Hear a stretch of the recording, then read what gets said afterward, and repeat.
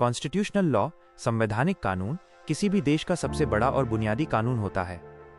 इसे supreme law of the land कहा जाता है क्योंकि देश के बाकी सभी कानून इसी के आधार पर बनते हैं। इसे आसान भाषा में समझने के लिए हम इसे 3 मुख्य हिस्सों में बांट सकते हैं।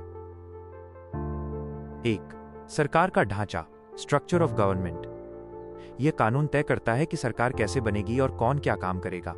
यह सरकार को 3 अंगों में बांटता है। लेजिस्लेचर, विधायिका, कानून बनाने वाले जैसे संसद। एग्जीक्यूटिव, कार्यपालिका, कानून लागू करने वाले जैसे पीएम, राष्ट्रपति और मंत्री। जुडिशरी, न्यायपालिका, कानून की व्याख्या करने वाले और न्याय देने वाले जैसे सुप्रीम कोर्ट। 2. शक्तियों का बंटवारा और नियंत्रण, पावर और चेक्स। कॉन्स्टिट्यूशनल लॉ यह सुनिश्चित करता है कि किसी के पास भी असीमित अनलिमिटेड ताकत न हो।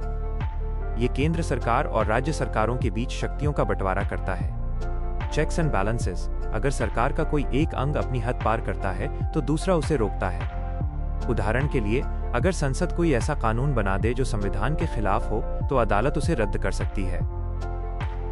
3. नागरिकों के अधिकार, फंडामेंटल राइट्स।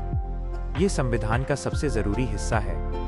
ये देश के नागरिकों को कुछ बुनियादी अधिकार देता है जिन्हें सरकार भी नहीं छीन सकती, जैसे समानता का अधिकार, राइट टू इक्वालिटी, बोलने की आजादी, फ्रीडम ऑफ स्पीच, जीवन और शिक्षा का अधिकार। कॉन्स्टिट्यूशनल लॉ क्यों जरूरी है? 1. स्थिरता, स्टेबिलिटी। ये देश को चलाने के नियम तय कर देता है ताकि सरकार बदलने पर देश की बुनियादी व्यवस्था न बिगड़े। 2. सुरक्षा, प्रोटेक्शन। ये आम आदमी को सरकार की तानाशाही से बचाता है। 3. न्याय, जस्टिस। यह सुनिश्चित करता है कि कानून की नजर में सब बराबर हों। एक जरूरी बात, भारत का संविधान दुनिया का सबसे बड़ा लिखित संविधान, लॉन्गेस्ट रिटन कॉन्स्टिट्यूशन है। इसमें समय के साथ बदलाव किए जा सकते हैं जिन्हें अमेंडमेंट्स, संशोधन कहा जाता है।